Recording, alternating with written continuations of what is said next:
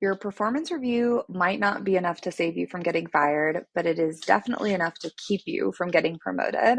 And that is why today we are going to be talking about the importance of how you structure your performance reviews, what you need to be doing, what you need to be thinking about, and how you can set yourself up for as much success as possible as you are wrapping up 2025 and preparing for 2026. Now, I think a lot of people underestimate performance reviews. We think they're not that important, or nobody's going to read them, or we shouldn't invest a lot of time in them. And the reality could not be further from the truth. Your performance review is so critical for a few reasons. One, it is the only systemic record of your performance that anybody can go in and see. Now, not every company uses a system or a formal process, but whether it is submitted in an Oracle or a Workday, or it is just something that you send your boss, it is the biggest CYA that you have. Cover your assets. Welcome back to this episode of Secrets of the Career Game. So many people are trying to navigate a corporate world that is laden with secrets, cleverly hidden, and unspoken rules to a game that most employees don't even know that they're playing. On this podcast, we try to give you a peek behind the curtains and some tips and tricks to ultimately make you successful in your career and help you progress a little bit faster. You want that performance review to be what could theoretically protect you in any type of bad work situation. So you want that performance review to be ticked and tied and ready to go. So number one, it is important because it is the only systemic source of record of your performance for that year. Number two, it is likely the only thing your boss is going to think about as they go in to advocate on your behalf in any type of cross-calibration or performance review. So a common misconception that a lot of people have when I talk to them is that, hey, I expect my boss is responsible for getting me promoted. And if they wanted to, they would. Like, we're dating them. And, if he wanted to, he would. No. So in the corporate world, to get somebody promoted, a lot of the time we are advocating for them in what's called a cross-calibration. So cross-calibration or cross-cal is when lots of leaders go into a room.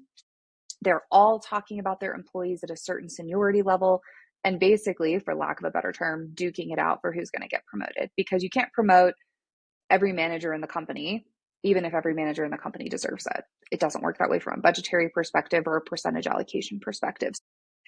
You are ultimately going to be compared to your peers at your same seniority level across your whatever your division is. Your boss is expected to go into these meetings and defend you. And some managers are really great and they really prep for this and they do a lot of work. Okay. Most don't. Most do not know what you did this year. Most don't know why it was important. And most cannot articulate your soft skills, collaboration skills, if you work effectively with other teams, your personal brand, etc. So your performance review is basically like spoon feeding your boss information about what you did this year, why it was important, why you're great, so that when they go into these cross calibration meetings, they can say more than like, yeah, I really like Kendall. Even though we hope they say they really like you, we also want them to be able to articulate why and what the impact was. So performance reviews are critical because they are the only systemic proof of how you did. They are probably the only tool that your manager has to defend you in a cross calibration. And lastly, they are the only time that formally we will defend ourselves. Yay! So if you have not been tracking what you have been doing all year, that was mistake number one. I offer a free accomplishments tracker on my website. We'll put the link in the show notes below as well. I recommend that everybody is using some type of tracker to notate every single thing that they're working on over the course of the year, who they work with, what the impact was, what the KPI was, how long it took, things like that. Reason for this is because when we are in the work, when we are living and eating and sleeping and breathing the work, we think, I'm never going to forget this. It's so hard. It's so stressful. I'm working with all these people. And then we sleep, we eat, we get put on the next stressful project, and we completely forget that we did that thing. So you should be keeping track of everything that you're doing over the course of the year, so that when it comes time to write your performance review, it is as easy as dusting off that document and going, oh, cool, what did I do? Now, what normally happens is I'm a little bit better at updating my accomplishments tracker earlier in the year, and then I kind of tail off at the end, but that's okay, because your memory, the beginning of the year seems like 50 million years ago. So as long as we have that documented somewhere, it's going to be really helpful. So getting to your performance review and the brass tacks of how to do it correctly. Your performance review, similar to a resume, bonus tip, is not a place where you list 50 bajillion tasks that you have done. That's not its purpose. Its purpose is to articulate the impact that you have driven over the last 12 months, the value that you bring to the organization, and the areas where you are displaying performance at higher levels of seniority. So if you are a manager, but in certain ways you are displaying skills at the senior manager level, we want that documented. Or if you're acting at a director level, we want that documented. That is the purpose of your performance review. Because again, your boss is going to take this, they're going to walk into a meeting and they're going to go, Kendall deserves to be promoted, or Kendall deserves to be not fired, given the current circumstances. And we want them to say more than like, she worked really hard. So I'm going to give you a few examples of bad things that I see in performance reviews and how to fix them in the hopes that your performance review will be better. Okay. So you delivered project A. And what most people write in their performance review is delivered project A in April. This is the outcome. Like, I delivered this system upgrade, this report, this campaign. We're very tactical and like, this is what I did. The way that should be written in a performance review is facilitated the completion of project A with XYZ stakeholders in order to increase ABC metrics. That is how your performance review is written. Now, a lot of the time clients will come to me and they're like, but there is no metric that was driven by this. It just like didn't exist and now it exists. And like, that's what we needed. That's okay. Why did it need to exist? Right? So I'll give you an example. This is going to be IT related. End of life, end of support tracking. My team created end of life, end of support tracking this year so that we can see when things are going to go out of date before they do and ensure they're remediated ahead of time. Okay. Now, most people are going to write in their performance review, created EOL, EOS tracking. A few people are going to say created EOL, EOS tracking with Steve. And then even fewer people are going to write created end of life, end of support tracking partnership with these 3 teams in order to remediate end of life products ahead of time and save the company funds in the future. That is an impact statement. That is why it's important. That's why it's valuable. Okay. If you are in marketing, you didn't just deliver a marketing campaign and you didn't just deliver a marketing campaign with Steve. You create an end-to-end process for marketing campaigns in partnership with these teams in order to attract this specific persona through my email campaign and convert more sales, driving up revenue towards targets. Okay. There are 3 pieces to everything you're going to write in your performance review. What'd you do? Who'd you do it with? Why'd you do it? Hit all 3 every single time. Okay. The second piece with your performance review is it is going to ask you what you need to work on. Every performance review will. Okay, they're going to be like, what did you do well? And what are your opportunities for improvement? Biggest mistakes people make in opportunities for improvement is they either don't put anything, I'm awesome. Okay, if you were super awesome and had nothing to improve, you would be the CEO. If you're not, you have areas of improvement. And if you are, you probably have areas of improvement. Okay, so you need to write what your opportunities are. The second mistake I see people make is they are too honest and they write lots and lots and lots and lots of opportunities that they think they have. That's not great either. It's not great. This is, after all, a sales pitch for why you deserve to be promoted or retained or given a bonus. Keep that in mind when you're writing it. So the structure of your opportunities need to be things that are technical and easily solved. For example, I would expect that 90% of performance reviews in 2025 are going to say, I have the opportunity to be more invested and more educated on upcoming AI tools that will make me more efficient. I would expect that every single person listening to this has that as a goal, unless you are an AI engineer. All right. So, and even if you're an AI engineer, tools are changing so rapidly right now that it's probably a fair opportunity anyways.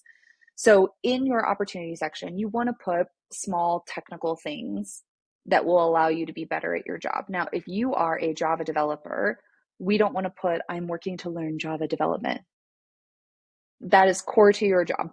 You should already know that. Okay. Same in marketing. I don't want you to put, need to learn how to use Salesforce. It's not helpful. Okay. When you think of things that are opportunities for you, you're going to put small technical improvements that you can make that will make you better at your job. I could brush up on my project management skills. I need to learn AI. I have an opportunity to revisit some of my processes to identify opportunities for more automation, like small technical things that elevate you. They take you from doing your job to above and beyond job. All right. Now, you may already be doing these things. There's still a safe thing to put in your opportunity list. And maybe you put continue, right? Continue to invest in AI upskilling in order to automate teams' processes. Okay. Opportunities are very small technical things that elevate us, right? Or continuations of things we're doing that will continue to elevate us. They are technical learnings about our industry. If you've done an industry shift recently, like in the last 2 or 3 years, a lot of the time the feedback that people will get is like, oh, you need more industry knowledge. You need to learn more about the industry. Like, cool. Again, that's a safe opportunity, because learning more about your industry doesn't imply that you're doing your job poorly. It doesn't imply that you're not capable of operating at the next level. It doesn't imply that you're not capable of taking on more scope. All it does is say, hey, this is new for me and I'm still learning it. Okay. Similar to the small technical opportunities for elevation, this is like a safe opportunity for you. And the last thing we put in opportunities are legitimate soft skills that we are working to improve, and you need to already be working on them. Okay. For example, I'm an individual who works for me whose biggest opportunity is storytelling. He knows it. I know it. My boss knows it. My boss's boss knows it. It is a known thing. This is an area of opportunity. If he didn't put that in his opportunity list, I'm going to be concerned that we have a disconnect, right? But the way that should be written is continued development of storytelling skills for executive presence. That's how that is written. We don't put, I'm really terrible at slides, and this one time I didn't know what to talk about on a meeting and it went kind of sideways because I didn't have a good deck and it didn't have a good agenda, and so then it seemed like it wasn't really, that's not what we're putting in there. Your opportunities are concise, they are measurable, and they are things you are already working on. All right, that is the best case for performance review. Now, I have had people who have had issues over the last 12 months. Maybe you got feedback that you needed to work on your management skills. Maybe you got feedback that you needed to work on your communication skills or your strategy skills. And we are a little too honest in our performance review. And we go, well, I really need to work on my communication skills. There was this big issue in May where this happened, and Steve told me that I really sucked. And so I'm working on it, but it's definitely something I need to continue working on. I'm not really sure how to do it. No. One, we don't need to remind anybody of anything poor that we did. If there was something egregious enough in your last 12 months report that it needs to go into your performance review, your boss is going to write it. Okay? You don't need to write it. Don't self-incriminate. You are innocent until proven guilty. Lean into that. But we also don't want to give too much information. We don't need to remind them that something happened. We don't need to say who was involved. We don't need to say this is an example of what I'm working on. Now, if you've done something great after that related to your communication, and you say, following coaching feedback to work on communication, was able to deliver XYZ and got positive feedback, will continue to invest in this area in 2026. Love that. Smooth operator. Okay. It is a good thing to say, right? To showcase how we are working on things, how things are going and what they're looking like, right? Those are good, right? So your opportunities, they can be real opportunities. This isn't a job interview where they say, what's an opportunity? And you go, oh, I just take on too much work and I'm too much of a team player. Like we don't need to give a canned response, but we don't want to say things that are legitimately going to hold us back from progression, unless that is already a very much known issue and we're like on a PIP and we're nearing the end of our term anyways. Okay, so if you're in that situation, this video is not for you anyways. So step one in your performance review is make sure that what you did is articulated in terms of what you did, who you did it with, and why you did it. Impact, okay? For your opportunities, they are things you're already working on. They are measurable and you're keeping it concise, all right? The next thing you're going to do with your performance review is you are going to get other people to review you. I don't feel like I should have to say this. I don't, but I do. So we're going to say it. Other people need to review you. Now, some companies I've worked for, you were required systemically to get 3 people to write reviews about you or 5 people to write reviews about you. Now, if you work in a company like that, where systemically you need these, you should be asking for them real time. What I mean by that is don't wait until October when performance reviews are done and due and say, hey, Steve, remember we worked together in January? Can you write this performance review for me? It's been too long. He's not going to write a glowing recommendation because he has slept since then and has forgotten. So if you work in a company that requires a certain number of 360 reviews, you want to be requesting those over the course of the year. Request one in February when a project rounds up. Request one in June when one's over. Request one in August. You want to kind of collect those. This is a good rule in general with feedback, because you should be collecting it over the course of the year. If your company has some type of recognition system where you can send formal recognition or you can receive formal recognition, you should be saving all those formal recognitions in a folder so that at the end of the year, you can share those formal recognitions with your leadership. Okay, so it's too late now for 2025, but as you look ahead to 2026, do these things.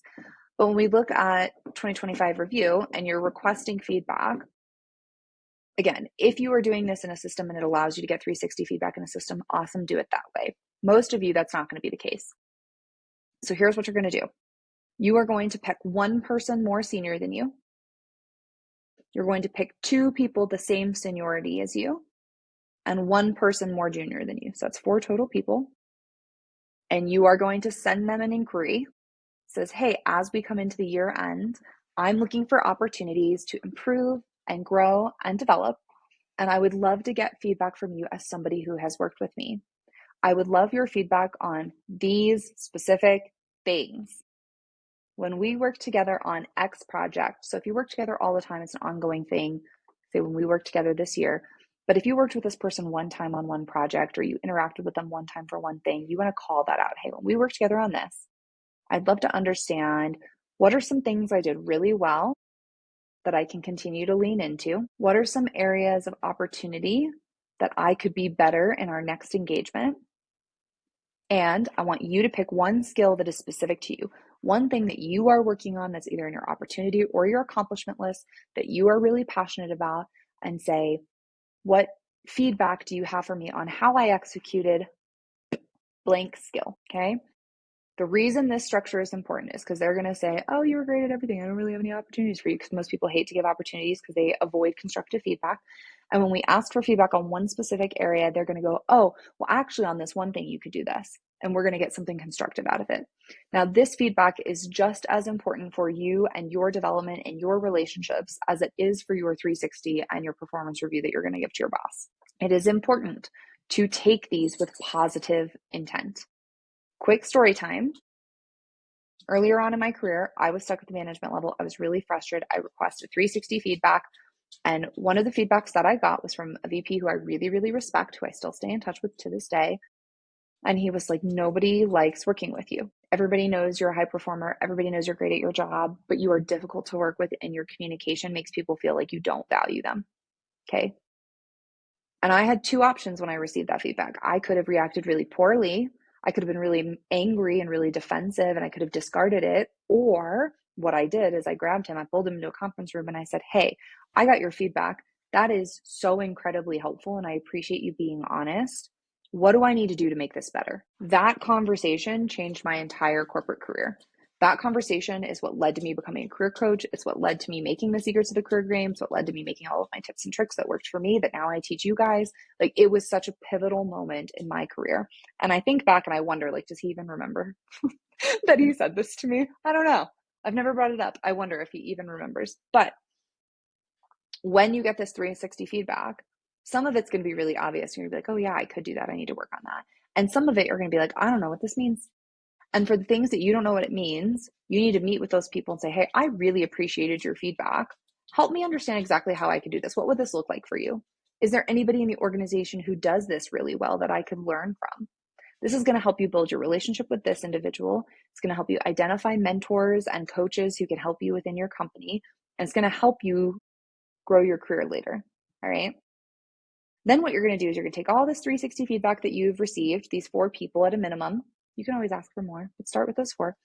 And you're going to tie it up with a pretty bow. And what I mean by that is you're either going to put it in a single document or a single email, whatever your boss's medium is preferred, and send one doc to your boss.